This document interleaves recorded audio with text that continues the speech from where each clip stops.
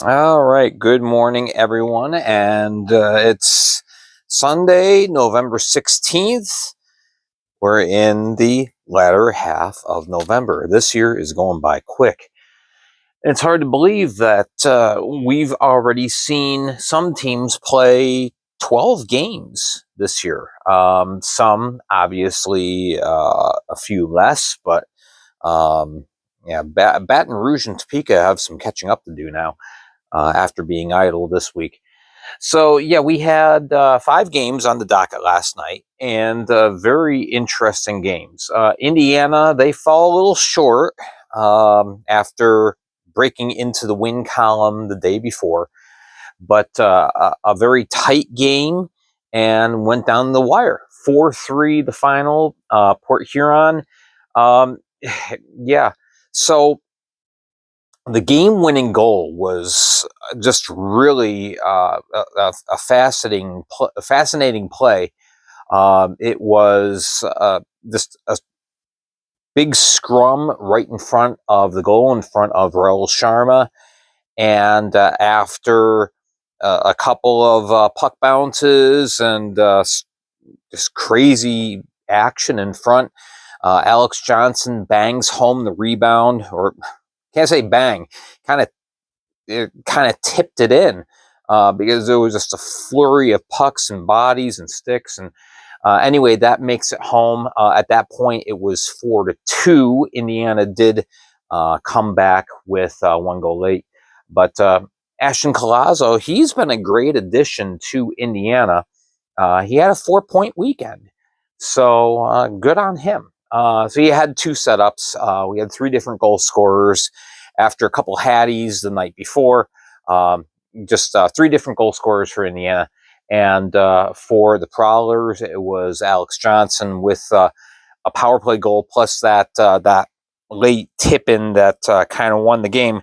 DeCumbus and Matt Gellerman also scored for the Prowlers. But Reed Cooper comes back after his ECHL call-up with Kalamazoo and stops 21 of 24 on the night. Sharma, 39 of 43.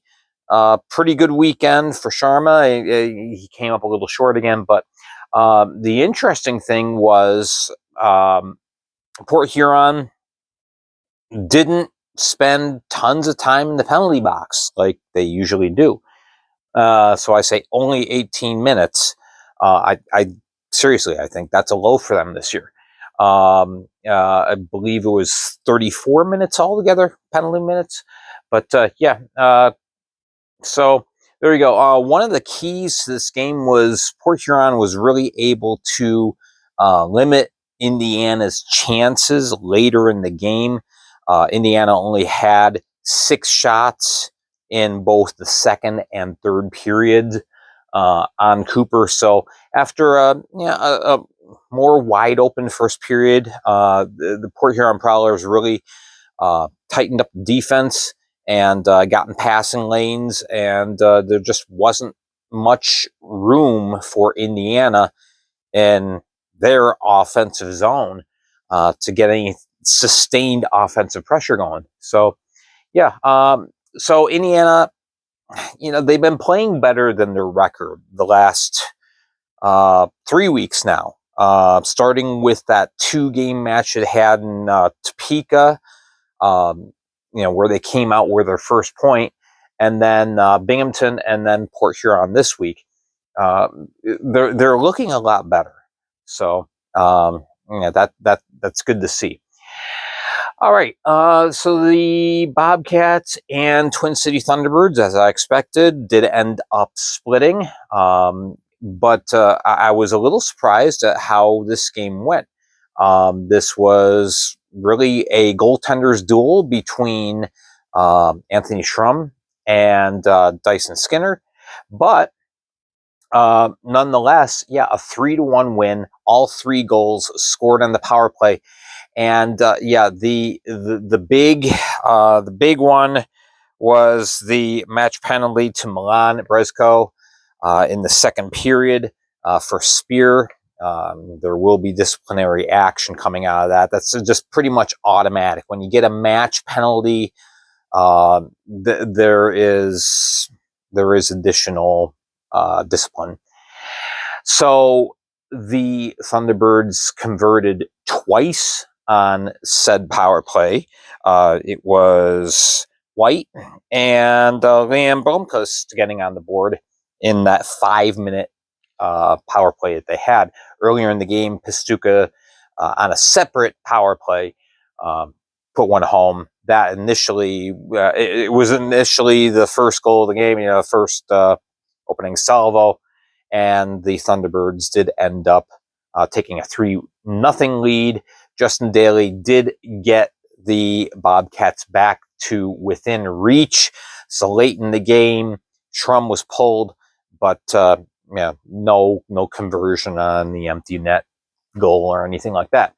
Schrum, decent, 34 of 37 in 58 minutes played. Skinner, definitely his best game of the year. He finally breaks into the win column. I know this was a game that he really, really needed for himself.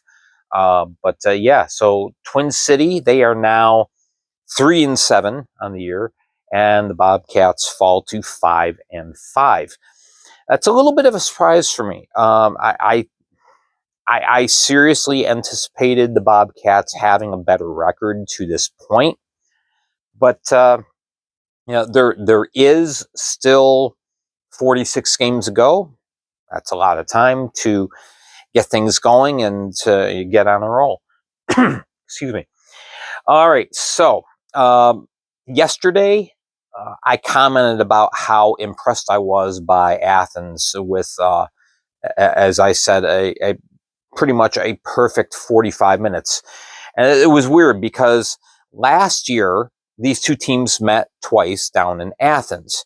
And it was the same type of thing where Athens just totally dominated the first two periods.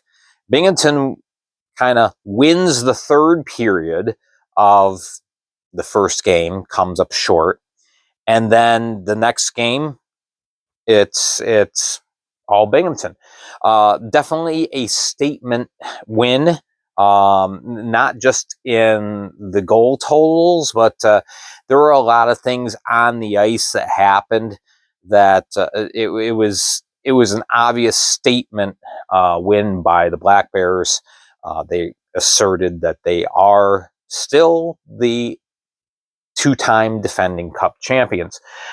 So, things started off pretty evenly, 1-1 at the end of 20 minutes.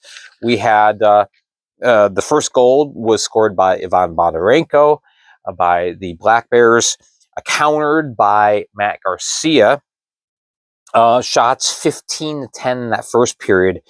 In the second period, Binghamton started getting more sticks on pucks, really asserting their puck possession. Passing lanes were pretty wide open. Carter McPhail, he gets his first back-to-back start this year. He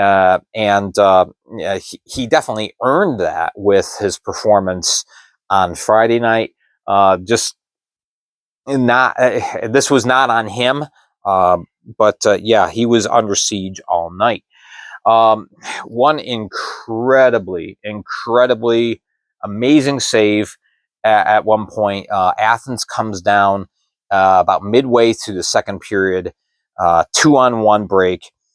An amazing east-west pass across the Royal Road, and somehow, some way, as you see with the thumbnail, the overhead picture, Connor McAnanima comes up with just kind of a backwards stab with his glove, and makes a save. And I mean, Athens thought it was in. Everyone in the arena just kind of quieted down, kind of halted, but then McAnanima came up with the puck. One of the best saves I've seen so far this year. A lot of players getting on the board for the Black Bears. It's Austin Thompson, CJ Stubbs, and Austin Durazio, all getting a goal and 2 assists on the night. And we also had a couple goals by Mac Jansen. Garcia was the lone goal. He came up an assist short of a Gordie Howe hat trick.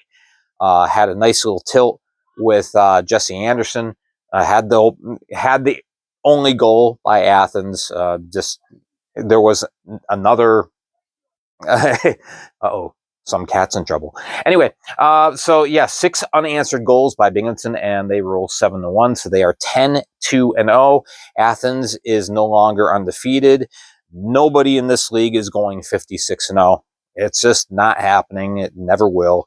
But Athens still obviously, yeah, these two guys are the best teams in the league right now. So, so we had that. We had what a barn burner we had in Columbus. That was just incredible. I was pleasantly surprised by Biloxi's performance after pretty much getting manhandled by Monroe the day before in Biloxi, and then they had to get on the bus and make a 6-hour drive over to Columbus. They played very well. A lot of offensive opportunities. This was back and forth all game. Columbus would take the lead, then Biloxi would tie it up, take the lead. Columbus would take the lead back and forth, back and forth. Just ebbs and flows. It was like the ocean tide. It was just incredible. A lot of offense in this game. And Biloxi goes from, 16 shots on goal in the Friday night's game against Monroe to 32 shots on goal against Columbus. But Columbus does end up late in the game, pulling away. Ben Pismendi, that's really the key.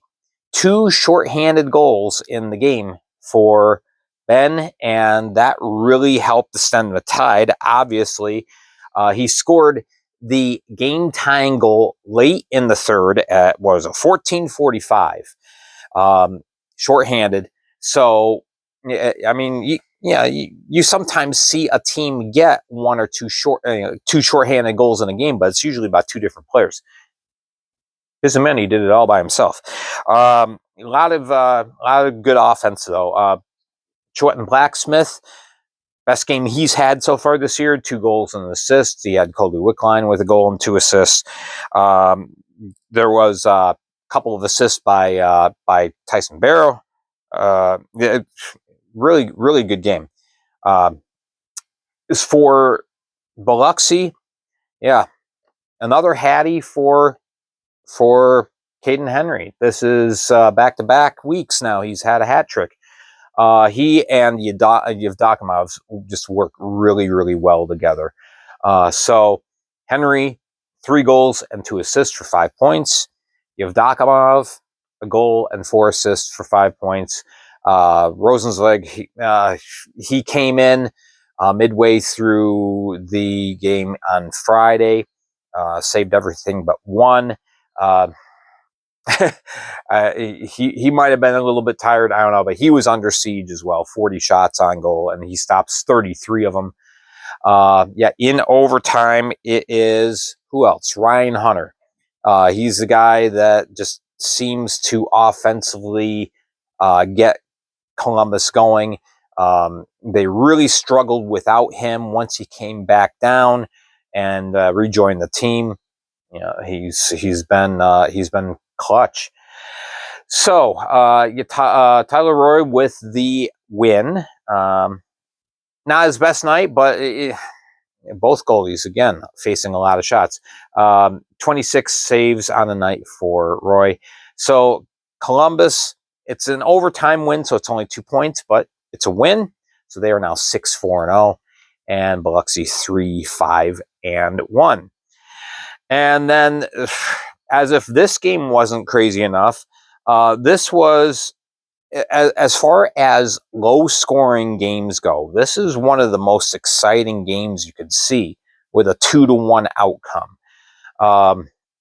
Both teams this weekend, this was games 5 and 6 in a row, 3 straight weekends that these two teams played each other. The first weekend, Danbury sweeps. second weekend, Wolves sweep. This weekend, a split. And both teams discovered, hey, defense is important after both of them just went nuts with goal scoring the previous 2 weekends. We had a 3-2 game on Friday in overtime, and then this game goes to a shootout. Not just a shootout, 7 rounds. it was incredible. So, yeah, good numbers for both Sebastian Reesar and Brendan Colgan. But Colgan gets the win, 37-38, plus 5 saves in the shootout session. Reesar just came up one short in that final stanza with the shootout.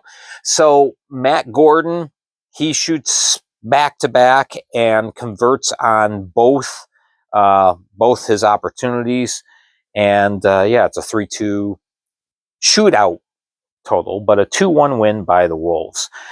During the game, we had goals. It was Noah Robinson. He got the Danbury going in the first period fairly early on. It was not even 7 minutes in. And then late in the third period, it was PJ Demetrio scoring and tying things up. And then, of course, Matt Gordon with his heroics in the shootout. So, yeah, the defensive play was quite impressive by both teams. And, yeah, very entertaining game. So, yeah, now Danbury is 5-5-2, and the Wolves improved to 4-6-2. 3 of their 4 wins are in extra time this year. So the Wolves, like to hang in there, and then cash in late. So that is our weekend. Of course, I will be posting stars and standings on Facebook for Monday. Hoping to have an interview this week, if all goes well, which I will air here on YouTube later in the week. But yeah, very entertaining game. And so next week, and we're back at it. But until Friday, we take a little bit of a break. All right. Thank you for watching. I appreciate it. Make sure you hit like and subscribe. Make sure you're following me on Facebook as the news happens. I do print it there. I do have to make a correction, and I did edit it this morning on Facebook. I assigned Andrew Stacy to the wrong team. He is the property of Monroe, not Biloxi. So thank you to all of you who reminded me of that he was traded out. So yeah, I do this by myself, and it's a lot of transactions to keep up on. So my apologies. But yes, Andrew Stacy, he was waived in the SPHL. He does have to go through a period where he can get claimed by another team, but if nobody does, then we'll see if Monroe fits him in. All right. That is it for today. Again, thank you so much for watching. I appreciate it. We will catch you guys next here on YouTube with news and notes. Some interesting things going on behind the scenes that I'm not going to delve into too deeply, but just a couple things worth mentioning. Had some interesting conversations at the Binghamton game about some things going on behind the scenes. So make sure to tune in for that. All right. I'm Gary Ryan for the Fed League Flash. Again, thank you for watching. Thank you for all your support. And we'll see you again very soon.